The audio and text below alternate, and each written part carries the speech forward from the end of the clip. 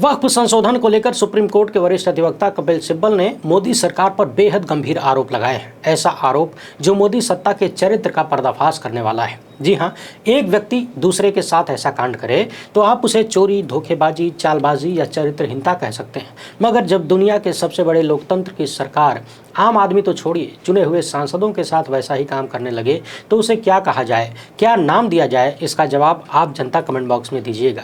एक इंटरव्यू में कपिल सिब्बल ने न सिर्फ मोदी सत्ता के चरित्र को बेपर्दा किया है, बल्कि इनके पूरे षड्यंत्र को भी खोलकर सामने रख दिया है कि वक्फ कानून लाने के पीछे इनका मकसद क्या है और किस तरीके से मोदी सत्ता हिंदुओं और हिंदू महिलाओं के लिए कुछ नहीं करती और मुसलमानों के प्रति, मुस्लिम महिलाओं के प्रति बड़ा नरम दिल रखती है। जी हाँ, ये सुनकर चौंकिए मत, पूरी कहानी जब सुनेंगे तब समझ में आएगा कि खेल क्या है। कपिल सिब्बल ने जो आरोप लगाया है उसका सीधा सा अर्थ ये निकाला जा सकता है कि चुने हुए सांसदों की आंखों में भी मोदी सत्ता ने बड़ी आसानी से धूल झोंक दिया और किसी को पता तक नहीं चला। यानी वक्फ बिल कानून बन गया, तब जाकर कपिल सिब्बल जैसे वकीलों को भी पता चला कि आज इस कानून में तो गुजराती जोड़ी ने बड़का कांड कर दिया है।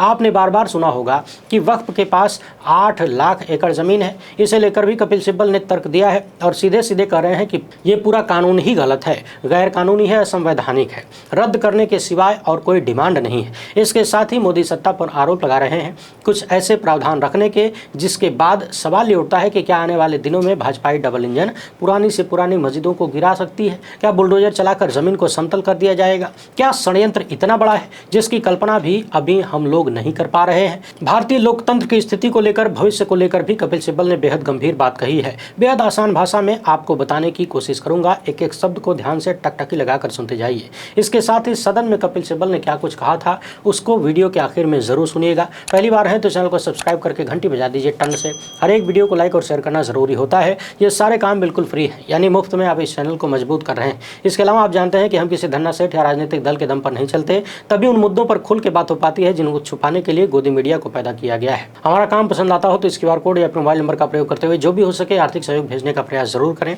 अब मैं सुप्रीम कोर्ट के वरिष्ठ अधिवक्ता और समाजवादी पार्टी के नेता, राज्यसभा सांसद कपिल सिब्बल द्वारा एक इंटरव्यू में कही गई बातों और किए गए दावों को आपके सामने रखने जा रहा हूं। ध्यान से सुनते जाइए। मोदी सत्ता बार बार ये कह रही है कि हमने सबकी बातें सुनी, बिल पर बहस हुई, घंटों तक चर्चा के बाद हमने इसे पास कराया। इसके जवाब में कपिल सिब्बल कहते हैं कि बातें तो सुन ली गई मगर सुन के नजरअंदाज कर दिया गया। बातें सुनने का मतलब होता है कि आप उस पर अमल करें, कार्यवाही करें, क्या सही क्या गलत होना चाहिए कि नहीं होना चाहिए, इन सब पर चर्चा हो, इन चीजों को देखा जाए। मगर आपके पास पावर है, आपने सुन भी लिया और सुनने के बाद वही किया जो करना चाहते थे, कोई बदलाव नहीं। कपिल सिब्बल बार बार पूछ रहे हैं कि आखिर इस कानून की जरूरत क्या थी? ऐसा कुछ था ही नहीं कि इस तरह से कानून बनाया जाए। हाँ, थोड़ी बहुत कहीं अगर समस्या थी तो उसको ठीक किया जा सकता था, उसे ठीक करने के लिए तमाम सुविधाएं पहले से मौजूद हैं। मगर चूंकि भारतीय जनता पार्टी को हर रोज कोई न कोई मुद्दा मुसलमानों के खिलाफ चाहिए जिससे वो हिंदू मुस्लिम का बंटवारा कर सकें, उन्हें देश के खिलाफ दिखाया जा सके और हिंदू वोटरों को इकट्ठा किया जा सके। कपिल सिब्बल कह रहे हैं कि इस कानून की दूर दूर तक कहीं कोई आवश्यकता नहीं थी, ये महज एक राजनीतिक षड्यंत्र है।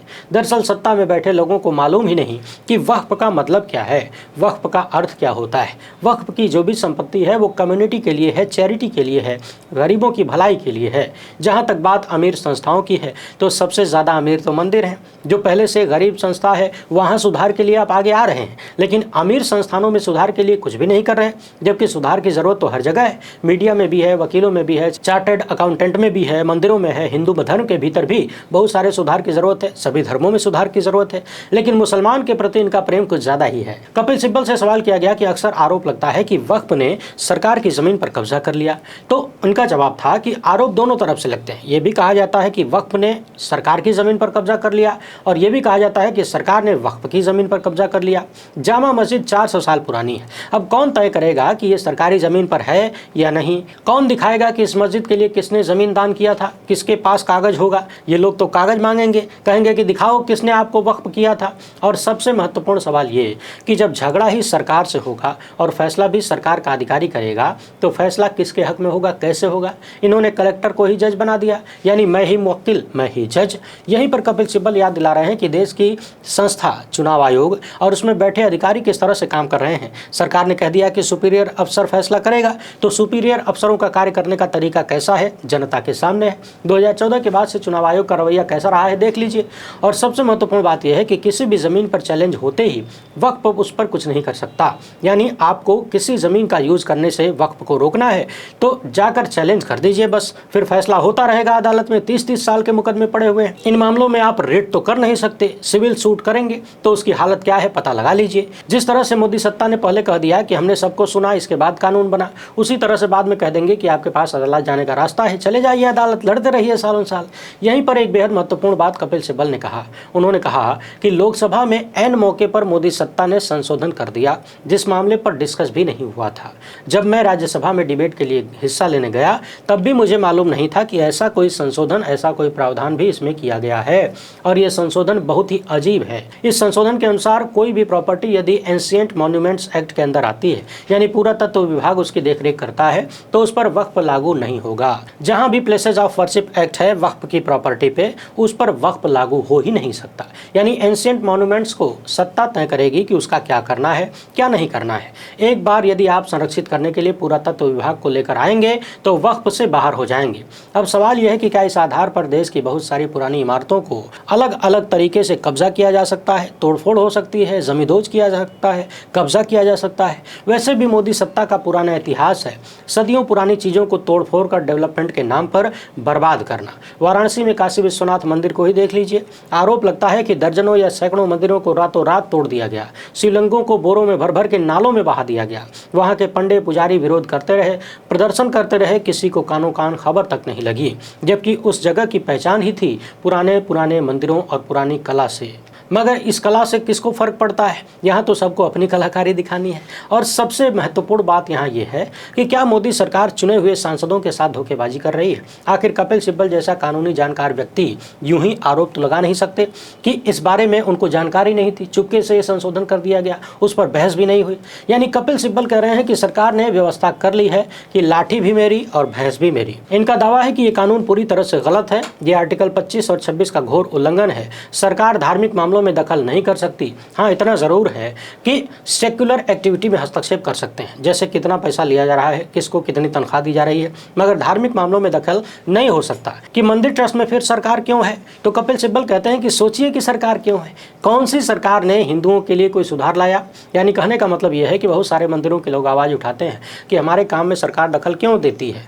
यदि ये सरकार हिंदू हितैषी है तो क्यों नहीं हिंदू मंदिरों से भी खुद को अलग कर लेती? धार्मिक मामलों में क्या इन्होंने कोई बिल लाएंगे भी नहीं, क्योंकि इनको हिंदू मुसलमान करना है। इनका मकसद सिर्फ एक है, चुनाव। देश में इतने बड़े बड़े मुद्दे हैं, टैरिफ का मामला है जो अमेरिका ने लगाया है, एमएसएमई सेक्टर खत्म हो गया, शिक्षा की हालत खराब है, विद्यालयों में अध्यापक नहीं है, देश में गरीबी इतनी ज़्यादा है, प्रति व्यक्ति आय बहुत कम है, स्वास्थ्य व्यवस्था की हालत खराब है। लेकिन इनके कार्यों को देखें तो कभी यूसीसी, कभी प्लेसेस ऑफ वर्शिप एक्ट, कभी लव जिहाद, कभी फलाना, कभी ढिमकाना। जिस भी मामले से हिंदू मुसलमान किया जा सके उनको किया जाता है, मूलभूत मुद्दों को छुपाया जाता है। इनका टारगेट सिर्फ एक है कि कानून बनाओ और न्यूज़ में बने रहो, खबरों में बने रहो। कानून बनाने के बाद वक्फ की हर प्रॉपर्टी पर कब्जा होगा, अखबारों में खबर आएगी, फिर चर्चा होगी। कहानी बस इतनी है कि हिंदू मुस्लिम डिबेट जारी रहे, बाकी कानून में क्या है नहीं है उससे कोई मतलब नहीं है इन लोगों को।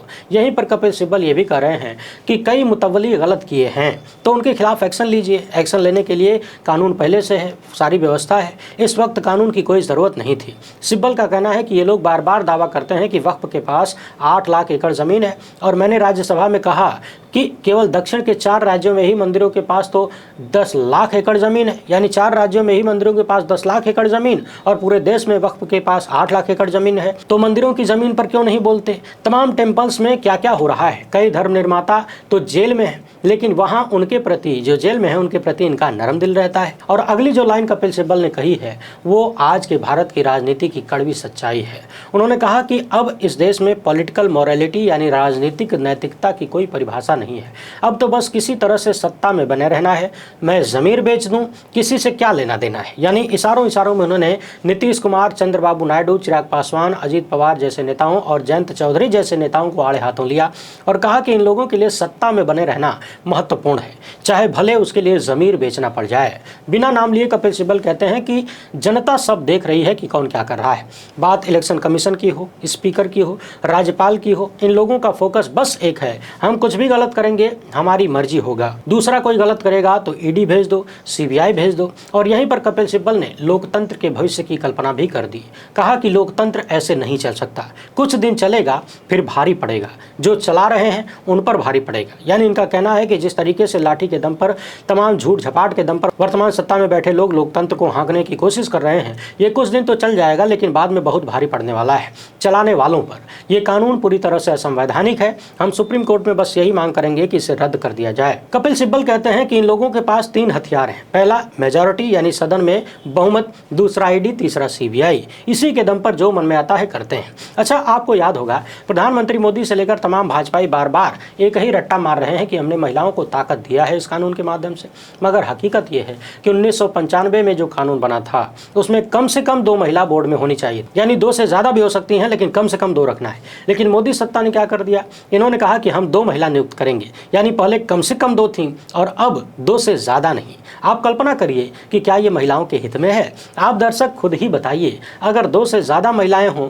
तो वो महिलाओं की स्थिति में सुधार होगा या फिर उनकी संख्या 2 पर ही रोक दी जाए, सीमित कर दी जाए, तब सुधार होगा? कौन सा अच्छा है? मगर देखिए कितनी बेहयाई से तमाम भाजपाई झूठ बोलते हैं। सदन से लेकर सड़क तक, मीडिया से लेकर आईटी सेल तक एक से बढ़कर एक झूठे बोले जा रहे हैं और जहां महिलाओं को कमजोर कर रहे हैं वहीं पर झूठा दावा करते हैं कि महिलाओं को हक दे रहे हैं। वैसे भी हमने बार बार कहा कि हमारे हुजूर जो कहते हैं वो डेफिनेटली नहीं करते हैं और जो करना होता है वो डेफिनेटली नहीं कहते हैं। अगर वो कहीं कह रहे हैं कि महिलाओं को हक देंगे तो समझ लीजिए कि उनका हक छीनने का काम हो रहा है। और यही देख लीजिए कांड क्या है और बकैती क्या है। कपिल सिब्बल कह रहे हैं कि मुस्लिम महिलाओं के लिए 3 तलाक कानून लेकर आए, मगर हिंदू महिलाओं का क्या? उनके लिए तो सीधे दरवाजा बंद हो जाता है, घर से बाहर निकाल दिया जाता है। मुसलमानों में तो तलाक बोलने के बाद होता है, वहाँ तो सीधे सीधे दरवाजा बंद हो जाता है। बेचारी लाखों की संख्या में हिंदू महिलाएं भटकती रहती हैं, उनकी फिक्र नहीं है। मगर मुस्लिम महिलाओं के प्रति बहुत नरम दिल है, हिंदू महिलाओं के प्रति क्यों नहीं? क्योंकि लक्ष्य एक है, रोज रोज एक ही बात बोल के जनता के मन में बिठा दो कि एक ऐसी कम्युनिटी है जो एंटी नेशनल है, ताकि हिंदू समझे कि मुसलमान के साथ जो भी होगा हम उसको वोट नहीं देंगे। सिब्बल बार बार दोहरा रहे हैं कि ये कानून पूरी तरह से असंवैधानिक है, संविधान के फंडामेंटल राइट्स का वायलेशन है जिसकी कोई जरूरत नहीं थी, अनुच्छेद 25 और 26 का सीधे सीधे उल्लंघन है। इसके साथ ही कपिल सिब्बल ने कहा कि उन्होंने वक्फ बाई यूजर को खत्म कर दिया, जबकि राम जन्मभूमि के जजमेंट में पैरा 1134 में साफ साफ लिखा है कि waqf by user is an established practice in Islam. आप उसे कानून बनाकर कैसे खत्म कर सकते हैं? पता नहीं ये लोग किससे सलाह लेते हैं और इन लोगों को कानूनी वैधता से कोई मतलब नहीं है। यानी मोदी सत्ता संविधान से कोई लेना देना नहीं रखती, जो इच्छा होती है वो कानून बना दिया जाता है बहुमत के दम पर। तो कानूनी वैधता से मतलब नहीं है, संविधान से मतलब नहीं है, खाली राजनीतिक मामला सेट होना चाहिए। हाँ, एक बात और समझने वाली है कि दशकों पहले ही या सदियों पहले कहीं किसी गांव में, किसी इलाके में किसी भी व्यक्ति ने कह दिया कि ये हमारी ज़मीन है, आप यहाँ कब्रिस्तान बना लीजिए, आपको मस्जिद बनाने के लिए जगह चाहिए, चलिए हमारी ज़मीन में बना लीजिए। और मुसलमानों ने बना लिया। ज़्यादातर मामलों में कहीं कोई कागजी दस्तावेज नहीं है, यानी दशकों से, सदियों से मुसलमान उस जमीन का यूज करते आ रहा है। अब जब सरकार कहेगी कि कागज दिखाओ तो कागज कहां से आएगा? और जब कागज नहीं मिलेगा तो कह देंगे कि आप साबित ही नहीं कर पाए। वैसे भी जिस दिन से विवाद शुरू होगा उसी दिन से उस संपत्ति पर वक्फ कुछ कर नहीं पाएगा। यानी कुल मिलाकर मामला यही है कि आए दिन यहां वहां कब्जा करो, फिर उस पर गोदी मीडिया को लगाकर शोर मचाओ, हिंदू मुस्लिम करो, जनता का ध्यान भटकाओ, मूल मुद्दों से दूर रखो, हिंदू मुसलमान की राजनीति करते रहो। इसी में इनकी भलाई है, इनकी सत्ता की भलाई है। वैसे सबसे महत्वपूर्ण मामला यह है कि क्या मोदी सत्ता ने देश के सांसदों के साथ भी धोखा किया? क्या चुपके से कोई अमेंडमेंट कर दिया, जैसा कि आरोप कपिल सिब्बल लगा रहे हैं? सोचिए ये कितना गंभीर मसला है। जो सरकार कथित रूप से चुने हुए सांसदों के साथ ऐसा कर सकती है, वो आम जनता के